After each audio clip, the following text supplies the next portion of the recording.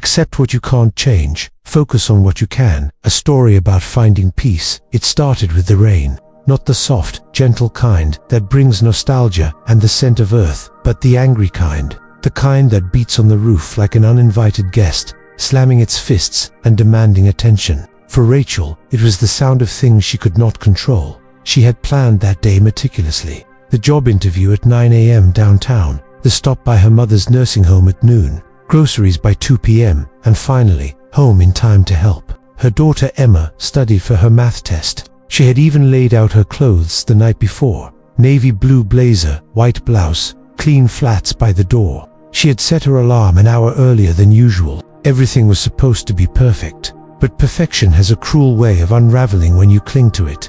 Too tightly. At 6:23 a.m., the power went out. Her phone hadn't charged. Her coffee machine was useless. And worst of all, the rain started. Torrential. Sheets of water crashing against the windows. Rachel tried to remain calm. It's just weather, she whispered to herself. But as she wrestled with the idea of a cold shower and getting dressed by flashlight, she could feel its anxiety inching up her spine like cold water leaking through the cracks of a sinking ship. Up by 7-Eleven, the roads were a parking lot. She watched the traffic report on her car's dashboard screen.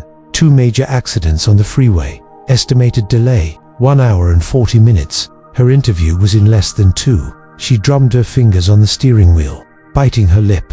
Every honk felt like a scream. Every brake light ahead was a slap.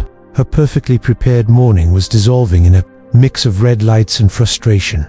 I should have left earlier, she muttered, but the truth was, she couldn't have seen this coming. The storm wasn't forecasted. The accidents weren't her fault. The traffic didn't care about her plans. And yet, she felt guilty anyway. Angry, powerless. It wasn't just about today. It was about every time life had ignored her efforts.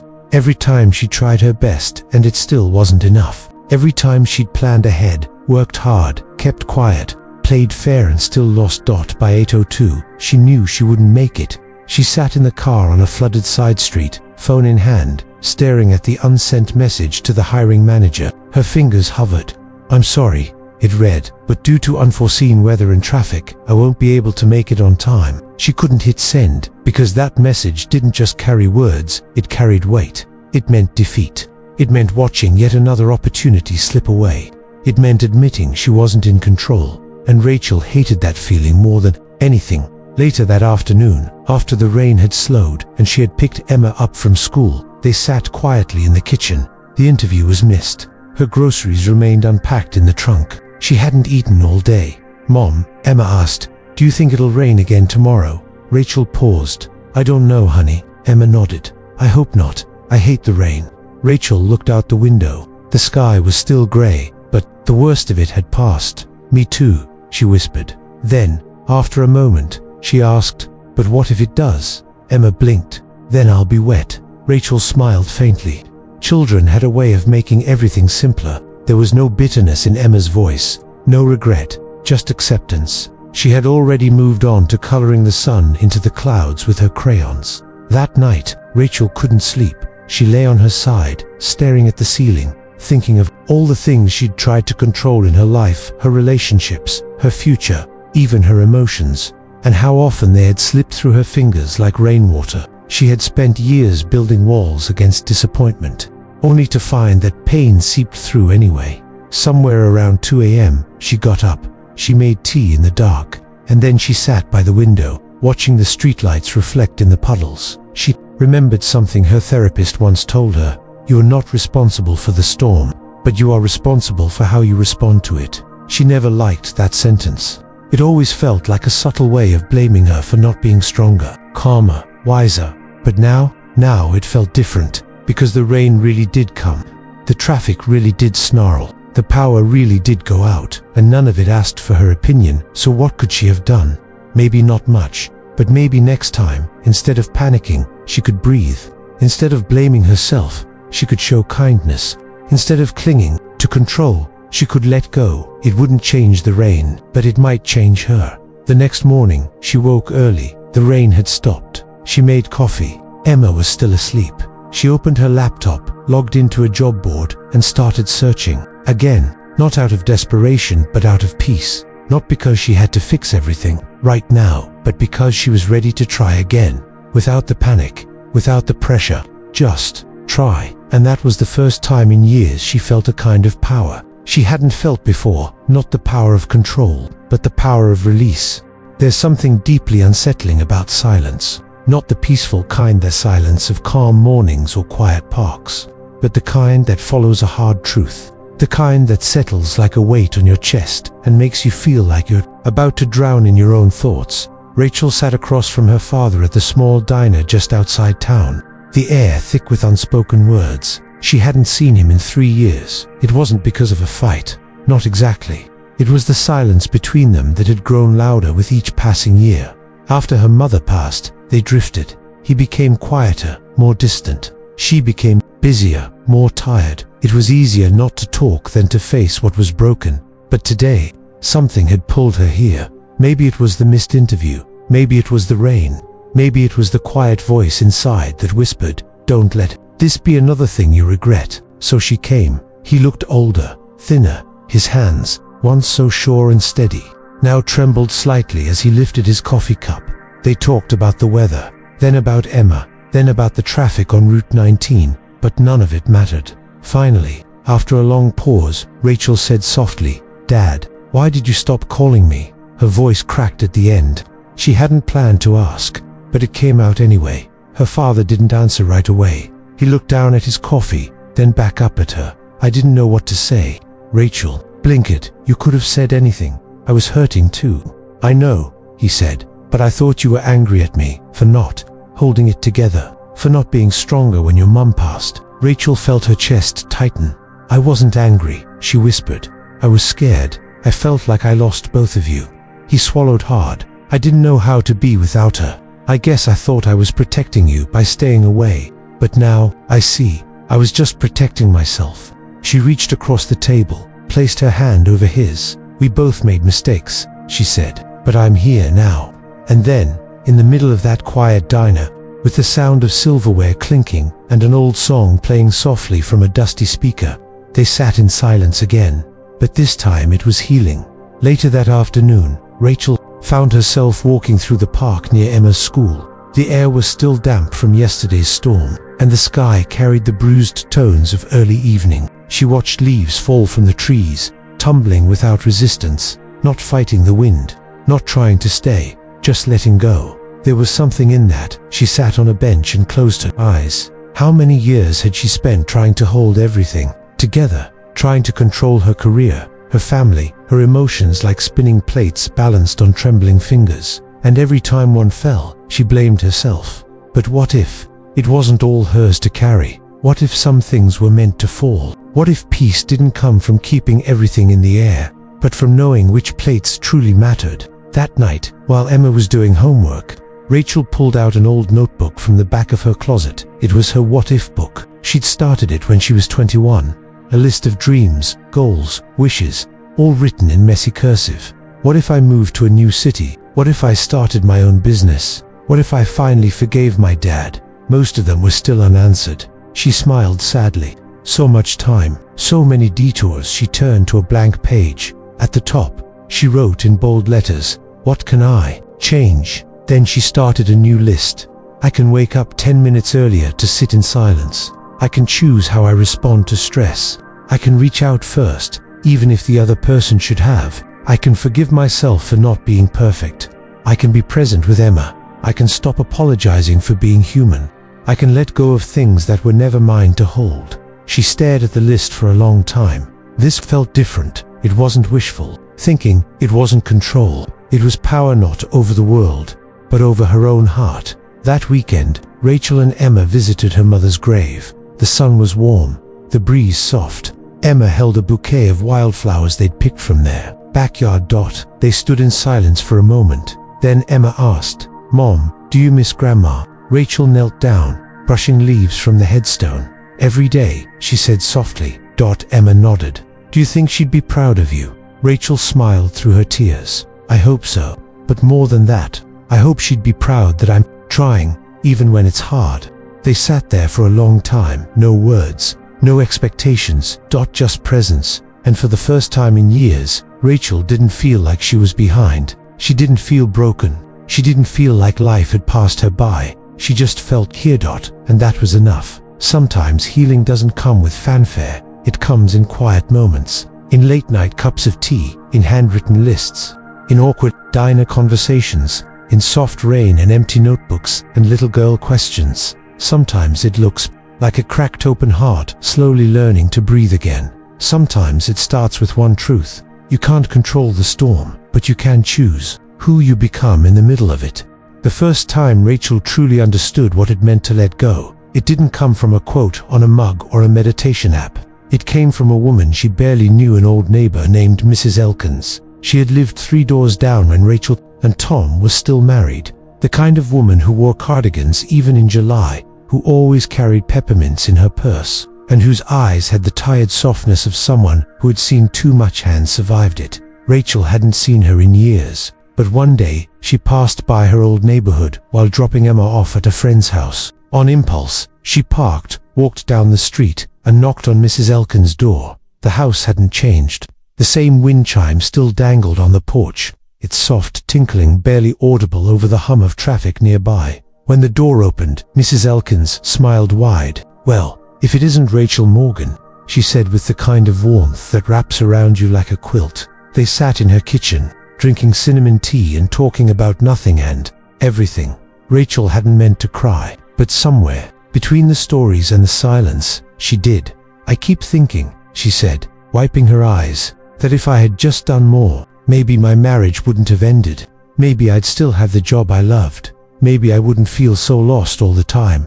Mrs. Elkins looked at her for a long moment. Then she said quietly, "Letting go doesn't mean you didn't care, and it doesn't mean you failed. It just means you finally stopped trying to hold together things that were meant to fall apart." Rachel stared at her. "You know," the older woman continued, "when my husband passed, I spent months trying to sleep on his side of the bed, like I could keep him there, like I could make the bed pretend he hadn't left." She smiled faintly. "It wasn't until the night I moved back to my own side that I realized I hadn't lost him. I had just been carrying too much weight, trying not to lose what was already gone." Rachel was quiet for a long time. Then she asked, "But how do you know when it's time to let go?" Mrs. Elkins touched her hand gently. "When it starts hurting more to hold on than it does to release." On the drive home, Rachel thought about that.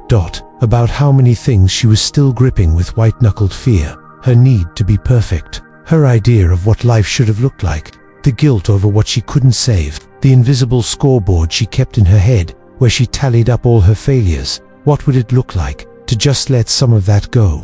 Not to give up, but to surrender to the truth that not everything can be fixed. Not every ending is a tragedy, and not every version of happiness looks the way we imagined it would. That night, she opened a new page in her journal and wrote, "Things I'm ready to let go of. The belief that I need to earn rest. The guilt of not being able to save my marriage. The fear that I'm not enough for Emma. The shame of having needs. The pressure to always be okay. The story that peace only comes after success." She closed the book and exhaled. It didn't solve anything. It didn't erase the bills, or the loneliness, or the job search. But it was a beginning. And sometimes, beginnings are disguised as endings. The next morning, Rachel took Emma to the lake. It was a place they hadn't visited since Tom left. Too many memories. Emma ran to the water's edge, her laughter echoing through the still morning air. Rachel sat on a bench, watching her daughter skip rocks. She thought about how Emma had adjusted, quietly, bravely, how she never asked for more than what Rachel could give, how she still danced in the kitchen, even when the music was low and the lights were dim. Children don't hold on the way adults do. They feel, they cry, they stumble, and then they go right back to play. Rachel envied that. She took off her shoes and walked to the water's edge. The cold shocked her skin, but she stayed. Emma looked up. "You okay, Mom?" Rachel nodded. "Yeah, I think I am." They stood there, side by side, watching ripples move outward from the stones. "You know what I learned," Rachel said, mostly to herself, "that some things don't need fixing. They just need feeling." Emma tilted her head. "What does that mean?" Rachel laughed. "It means it's okay to be sad, and to be okay at the same time." In the weeks that followed, Rachel began practicing something she called the 2 lists. Each morning, she drew 2 columns in her notebook. Column 1, what I can't change today. Column 2, What I can't column. Day it looked like this. Can't change. The economy, my past mistakes, what Tom did, my mum being gone, the rain can change. My response to frustration, how I talk to Emma, what I eat, who I call, what story I choose to believe about myself some days. Column 1 was longer, but that didn't matter, because the point wasn't to fix everything, it was to focus on what mattered. One night, as she tucked Emma in, the little girl whispered, "Mom, you smile more now." Rachel paused. "I do." Emma nodded. "It makes me feel safe." Rachel kissed her forehead, heart swelling with something soft and deep. Later, in the quiet of her bedroom, she wrote one last sentence in her journal before sleep took her. Maybe peace isn't the absence of storms. Maybe it's the decision to stand in the rain and still smile.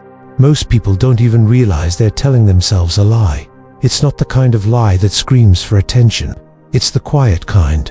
The kind that whispers in the background of your thoughts, shaping your days, stealing your strength, without you even noticing. Rachel had been living with that kind of lie for most of her life.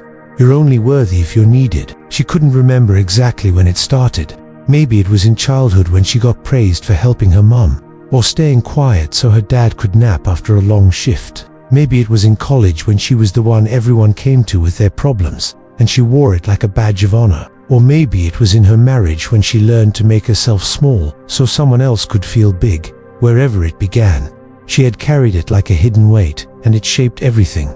After letting go of so much, the guilt, the pressure, the control, Rachel expected to feel light. But instead, a strange emptiness began to rise. She wasn't used to this version of herself, the one who didn't constantly do or fix or perform. Without the noise, the busyness, the striving, who was she? That question haunted her in the quiet moments. One afternoon, after picking up Emma from school, they passed a woman on the sidewalk holding a cardboard sign, "Anything helps, God bless." Rachel pulled over. She didn't have cash, but she handed the woman a granola bar and a bottle of water from her car. They exchanged a few words, a smile. Then Emma asked, "Why do people end up like that?" Rachel thought for a moment. Sometimes, life just gets hard, and some people don't have help. Emma was quiet. Then, "Do you think she still matters? Even like that?" Rachel's heart clenched. She looked at her daughter.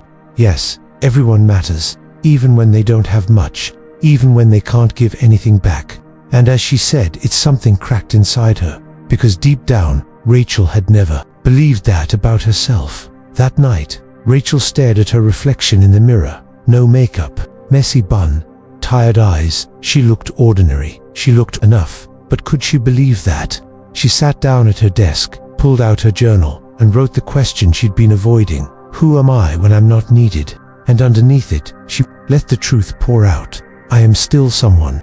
I am still worthy of love. I am still allowed to rest. I am still allowed to say no. I am not a machine. I don't have to earn my existence. Tears fell freely. She didn't wipe them away, because, for the first time, she wasn't crying from sadness. She was crying from recognition. She was finally seeing herself, not the version shaped by roles or expectations, but the one underneath all of that, the real her, and that woman mattered. The next weekend, she met with her old friend Mira. They hadn't talked in over a year, not because of a fight, just life. That they met at a quiet cafe. Mira looked exactly the same, fiery, sharp, confident. But as they talked, Rachel realized something strange. She wasn't comparing herself anymore. She wasn't trying to impress Mira. She wasn't pretending. She just was. "I've missed this," Mira said, sipping her coffee. "You seem different." Rachel smiled. "I am." They talked for hours, not about big things, just life. But at one point, Myra said something Rachel would never forget. "You know, you don't have to do anything to deserve being loved." Rachel blinked. "What do you mean?" "I mean you're not a project. You're a person. People don't love you because you're useful. They love you because you're you." Rachel exhaled. It felt like someone had just unlocked a door inside her that night. She told Emma a story before bed, something she hadn't done in a long time. It was about a bird who tried to hold the sky together. Every time the wind blew, the bird would flap harder, believing it was her job to keep everything from falling apart. But one day, the bird got tired, and when she stopped, the sky didn't collapse. The wind still blew, the world still turned, and the bird finally understood. Her job was never to hold the sky, just to fly through it. When Rachel finished the story, Emma smiled sleepily. That bird was silly. Rachel kissed her forehead. We all are sometimes. And then she turned out the light. The next morning, Rachel made a decision. She opened her laptop and declined a freelance job offer that she'd been holding on to, not because she wanted it, but because she felt like she should take it. She didn't want to build a life out of shoulds anymore. Instead, she spent the afternoon sketching with Emma on the porch, just drawing clouds, stars, dreams she hadn't drawn in years. I forgot how much I loved this, she whispered. Emma looked up. Then you should do it more. And just like that, a little girl reminded a grown woman that joy doesn't have to be earned. Later that night, Rachel wrote in her journal, I am not what I do. I am not what I produce. I am not what others expect of me. I am allowed to just be. And that is enough. Then she underlined the last line 3 times. It was the truth she wished someone had told her years ago, but maybe it's never too late to believe it. It was a Wednesday. Just another ordinary midweek afternoon. Rachel was folding laundry in the living room. One of those mindless tasks she used to rush through with a podcast in one ear and a dozen worries in her head. But today was different. There was no noise, no music, no TV, no to-do list blaring in the background, just the quiet rhythm of folding shirts, matching socks, and the occasional distant sound of birdsong from the open window. And for some reason, it felt peaceful. That's when it hit her. Maybe the life she was looking for didn't have to be built with big decisions or dramatic change. Maybe it started right here, right now, with small moments, tiny choices, quiet peace. For most of her life, Rachel had been obsessed with big things, big goals, big changes, big progress. She thought healing had to be loud, growth had to be impressive, peace had to look like something you could photograph and post online. But none of that was real. Real peace wasn't loud, it wasn't polished. It wasn't SHAREABLE. It was folding laundry in silence and feeling okay. It was saying no without guilt. It was taking a deep breath and deciding that this moment, this exact moment, was enough. That afternoon, she and Emma baked cookies. Not for a bake sale, not for guests, not because it was anyone's birthday, just because. Emma spilled flour all over the floor. The timer went off too early. One batch burned, but the kitchen smelled like warmth and laughter. Rachel stood at the sink, washing the dishes, smiling to herself. This wasn't the life she planned. It was better, not because it was perfect, but because she had finally learned how to show up for it. That night, she started what she would later call the Small Things Project. A list in her journal. Each day, she would write down one small thing that made her feel alive, calm, or connected. Day 1, lit a candle while I drank tea. Sat in silence for 5 minutes. Day 2, took a walk without my phone. Noticed how many birds I could hear. Day 3, texted a friend I hadn't spoken to in years. No pressure, just love. Day 4, said I'm proud of you to myself in the mirror.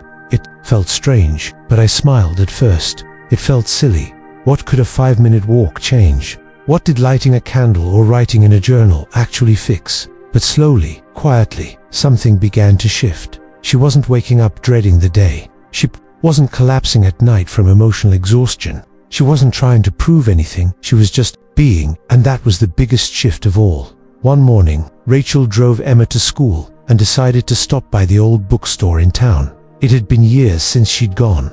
The sign on the window still read, "Stories are medicine." Inside, the smell of old pages hit her like a memory. She wandered to the poetry section, something she hadn't read since college. She picked up a thin volume titled The Stillness Between Storms. She flipped to a random page. Her eyes fell on a single line. You don't need to run to heal. Sometimes you just need to stop standing in your own way. Rachel closed the book and smiled. It felt like the universe was whispering to her. That night, she read a poem to Emma before bed. Not a story, not a fairy tale. Just a short, simple poem about stars and time and how nothing needs to be rushed. Emma listened quietly, eyes wide. When Rachel finished, her daughter said, "I like that one. It makes me feel sleepy, but in a good way." Rachel tucked her in and kissed her forehead. Later, as she lay in bed herself, she thought about how much her life had slowed down, not in a lazy way, in a present way. She no longer felt like she was missing her own life. She was in it.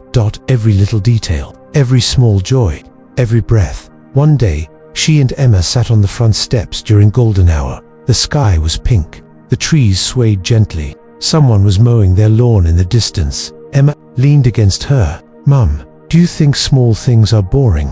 Rachel shook her head. "No, sweetheart. I think they're the most important things." Emma smiled. "Me too." And they just sat there.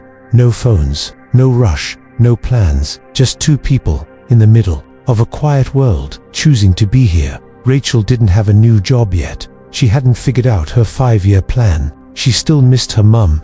She still had days when she woke up with that old ache in her chest. But now, she had something else to dot grace, and with it came a truth she would carry with her forever. You don't have to do something big to change your life. You just have to start small. And start today. It was a Thursday afternoon when Rachel saw the name. She was going through her emails, deleting spam and unsubscribing from newsletters she never read, when she noticed it just sitting there, bolded in her inbox like a ghost. Tom Jacobs, ex-husband. The subject line simply read, "Hey." Her breath caught in her chest. For a full minute, she didn't move. Just that name to syllables had the power to stir a storm inside her. The last time they had spoken, it hadn't ended well. He had come to pick up his things 6 months after the divorce papers were signed. There were no fights, no shouting, just silence. Cold, heavy silence. The kind that says, "We gave up, and we both know it." She had tried not to think about him. She never spoke badly of him around Emma. She deleted his photos, removed his name from shared accounts, and scrubbed the "we" from her vocabulary. But healing isn't forgetting. Healing is remembering and choosing not to bleed every time. She clicked the email. "Hey Rach, I know this is probably unexpected. I wasn't sure if I should reach out, but I've been thinking about everything a lot lately. I'm sorry for how things ended between us. I'm sorry for how I acted. You didn't deserve the silence. I've been working on myself. I know that probably sounds cliche, but it is true. Therapy, recovery, all of it. Anyway, I'd like to talk if you're open to it. No pressure." Rachel leaned back in her chair. Her fingers hovered over the keyboard, but nothing came out. Not anger, not sadness, just stillness. That night, she couldn't sleep. She sat by the window, the moonlight stretching across the hardwood floor. Her tea had gone cold beside her. What did she feel? She didn't know. She'd spent so long avoiding that question. It wasn't that she wanted him back. It wasn't that she hadn't moved on. But he was still a chapter in her story. And even closed chapters can echo when you least expect it. She remembered how they used to be, how they danced in the kitchen when Emma was still a baby, how they laughed over burnt dinners, how they fell asleep to the sound of storms, feeling safe because they were together. And she remembered the unraveling too, the way small disagreements became gaping distances, the resentment, the silence, the walls built one unspoken disappointment at a time. Sometimes people drift not because they don't love each other, but because they stopped seeing each other. She and Tom had stopped seeing. She didn't reply right away. Instead, she did what she always did now. She turned inward first. She opened her journal and wrote at the top of a new page, "What do I still carry from him?" And below it, she wrote, "The fear of being too much, the fear of not being enough, the pressure to stay calm even when I was breaking the belief that love must be earned." Then she flipped the page and wrote, "What do I choose to carry instead? The lesson of knowing when to walk away, the strength I found in the quiet, the truth that love should feel safe, the wisdom to never abandon myself against." She closed the book and sat in silence. Then, the next morning, she wrote back, "Hi Tom, thank you for reaching out. I appreciate the message and the apology. I've spent the last year learning how to let go of things I can't change, and one of those things is the past. But I also believe in healing, and I'm glad you're doing the work. I truly wish you peace. I'm okay now. I hope you are too."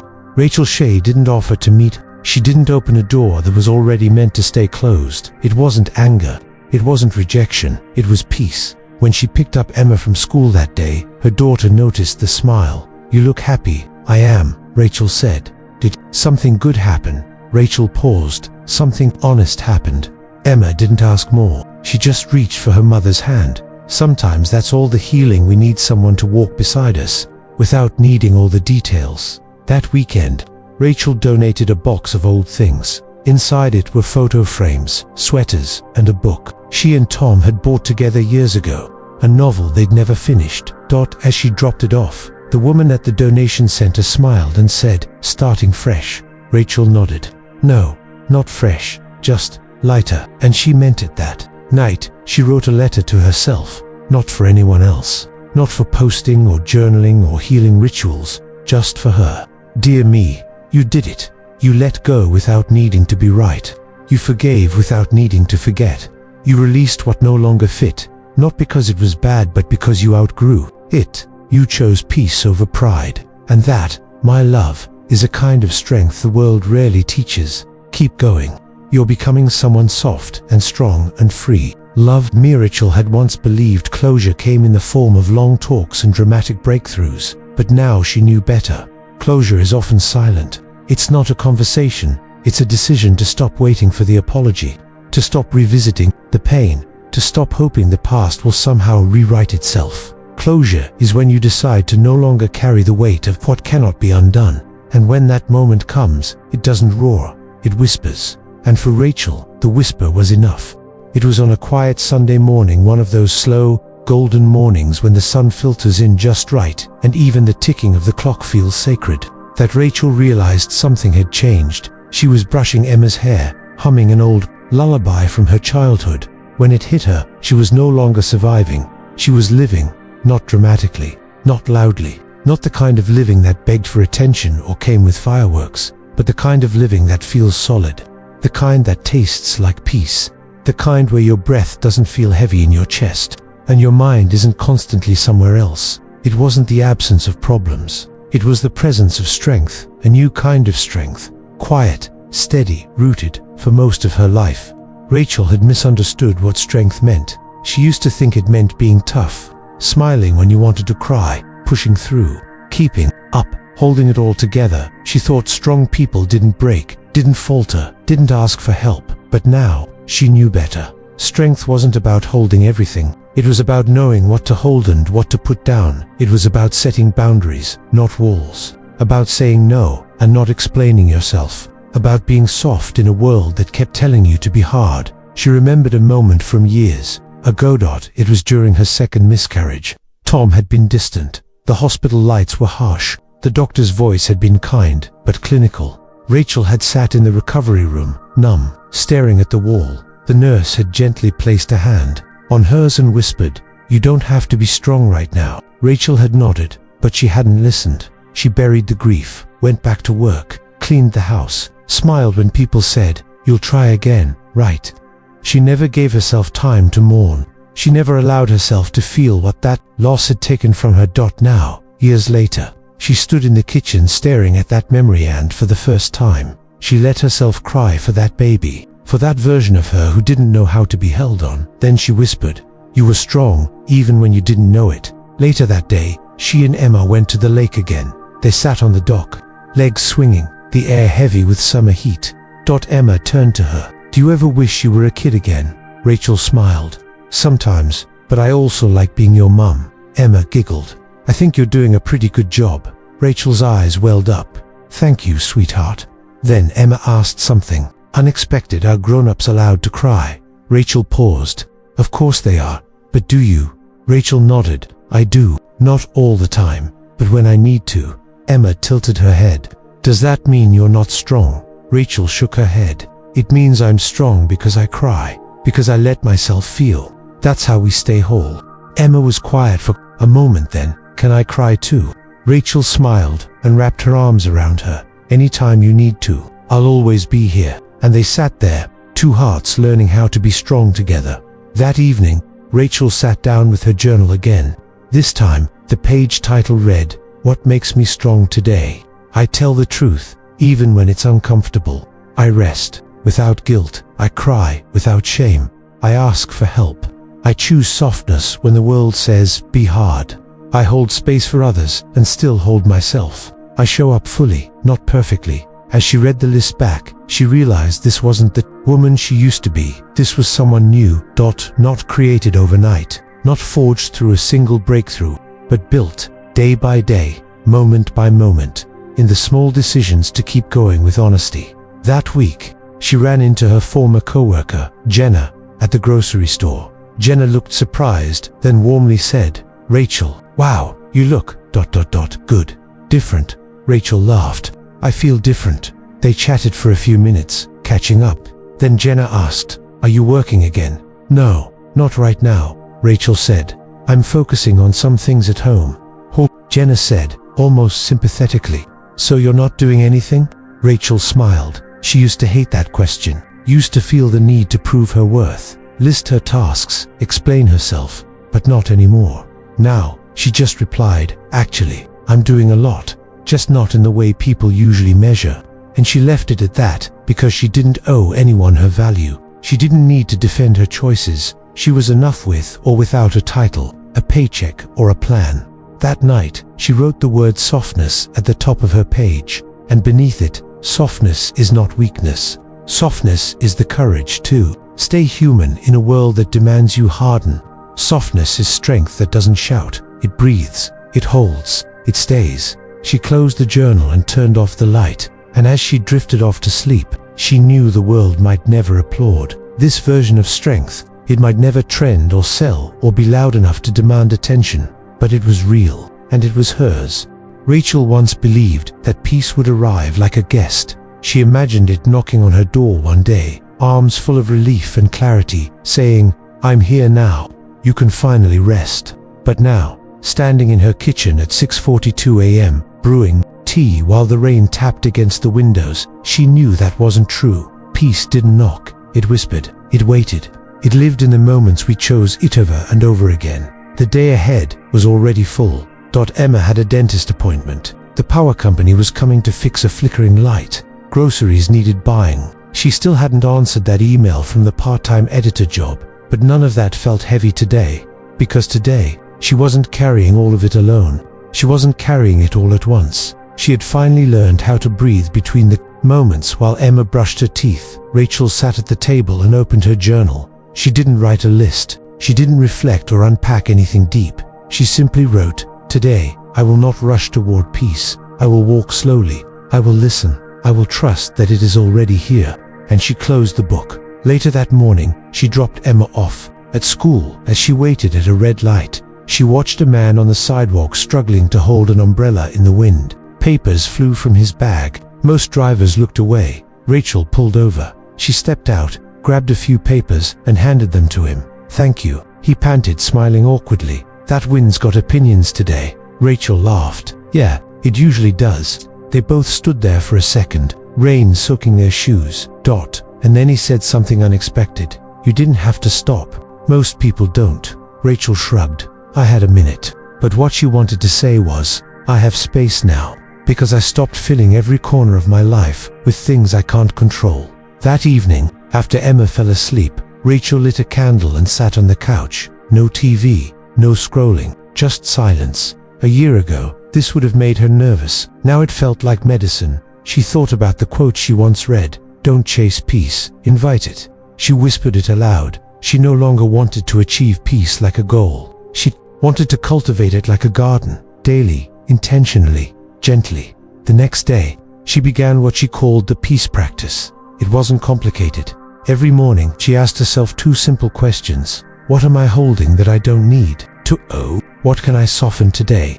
Some days, the answer was, I'm holding tension in my shoulders. I can soften my breath. Other days, it was deeper.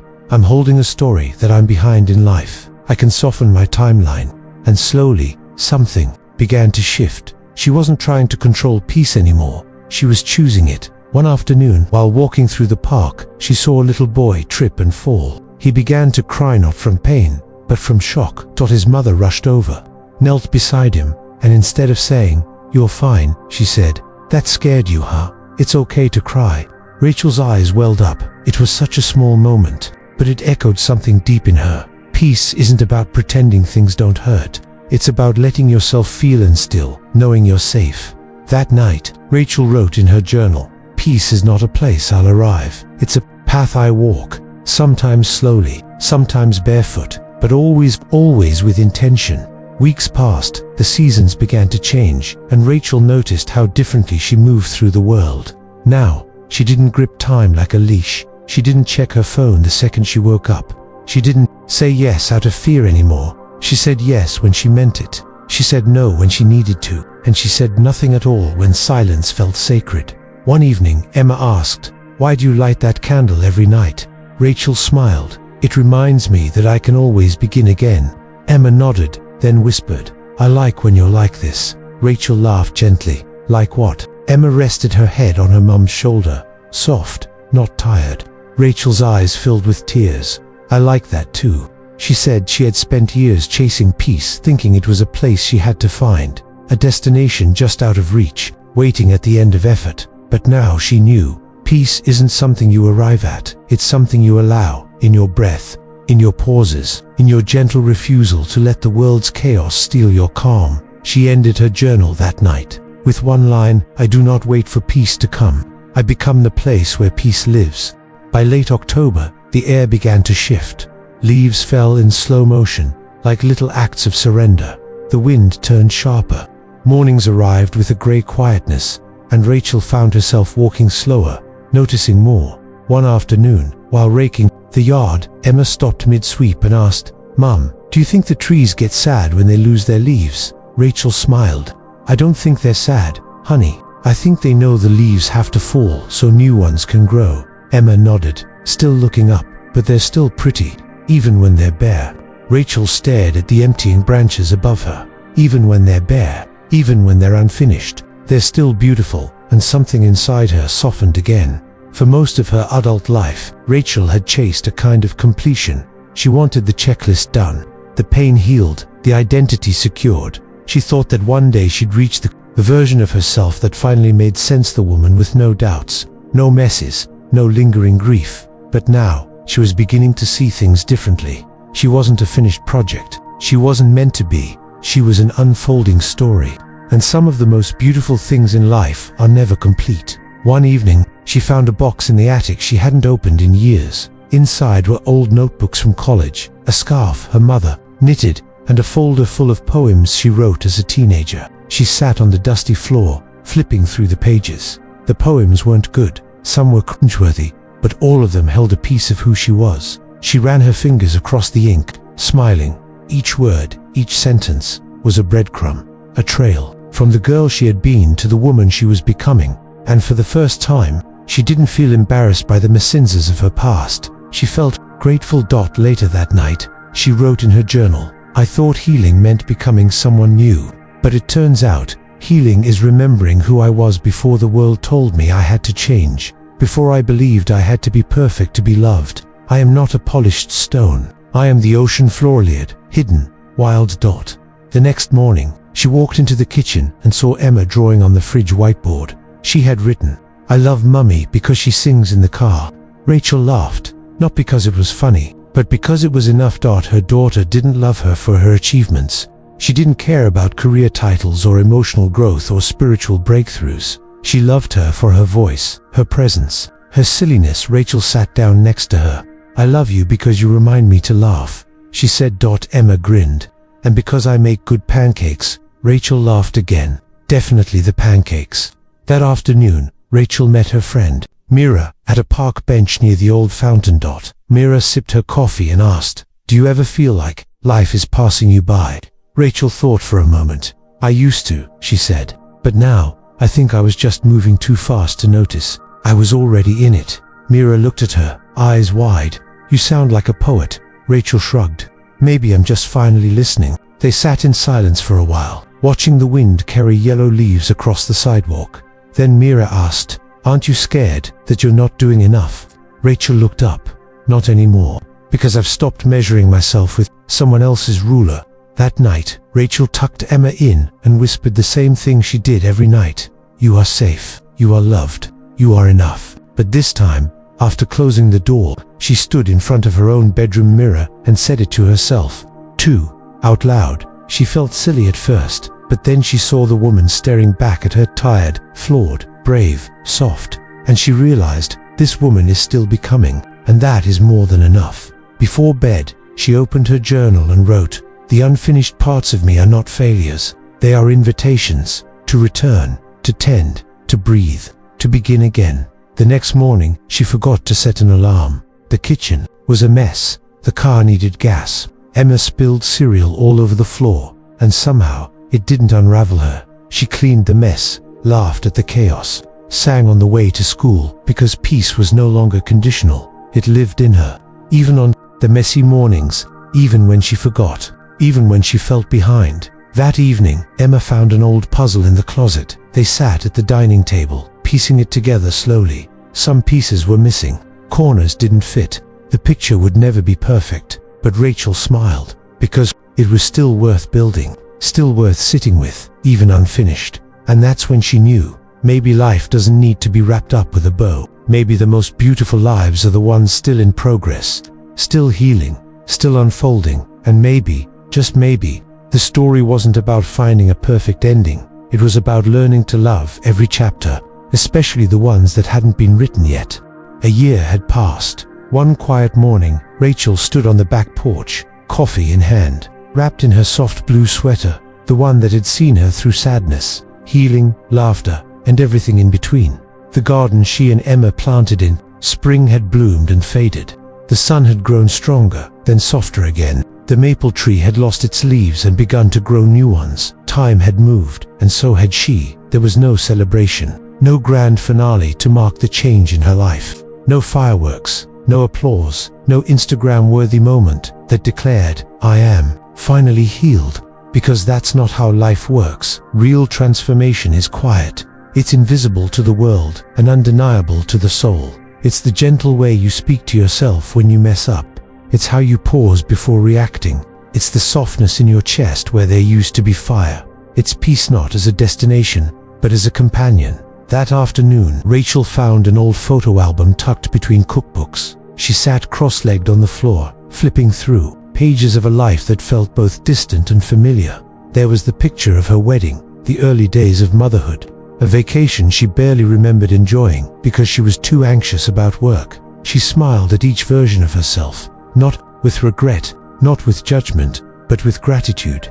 Every version of her had tried, every version had hoped, every version had loved, fallen, learned, and risen. And now, she was learning to carry them all with tenderness. That evening, as Emma practiced reading aloud from a book of short stories, Rachel stared out the window and thought about the journey. Not just hers, but the journey we all take, how we learn, slowly and painfully, to let go of the things we can't control, to stop trying to manage the wind, to trust that storms pass and broken things mend. To believe, in our deepest places, that we are allowed to live fully, even when life feels incomplete. She remembered the quote that started it all: accept what you can't change, focus on what you can. She'd seen it online once and didn't think much of it, but now, it felt like the map she'd unknowingly followed, because that's what she had done. She accepted that some people will never apologize, that grief doesn't ask permission before arriving, that control is an illusion dressed as safety, that healing is not linear, that peace isn't earned, it's allowed, that she can love others without losing herself, that she is not behind, not broken, not late. She focused on the small moments that made her feel alive, on her breath, on her daughter's laughter, on nourishing her heart, on choosing again, every day, to stay soft. And that quietly, slowly had changed everything. One night, Emma crawled into bed beside her after a nightmare. Rachel wrapped her arms around her and whispered, "You're safe, I'm here." Emma's breath steadied, her fingers curled into Rachel's sweater. And just like that, Rachel knew this was the life she had been building, one safe moment at a time. The next morning, Rachel wrote her final entry in the notebook she had started a year ago. "This isn't the end. I'm still learning, still becoming, but I no longer hate the process. I'm proud of the woman who fell apart, and even prouder of the one who decided to begin again. Let the leaves fall, let the wind come. I will not fight the seasons anymore.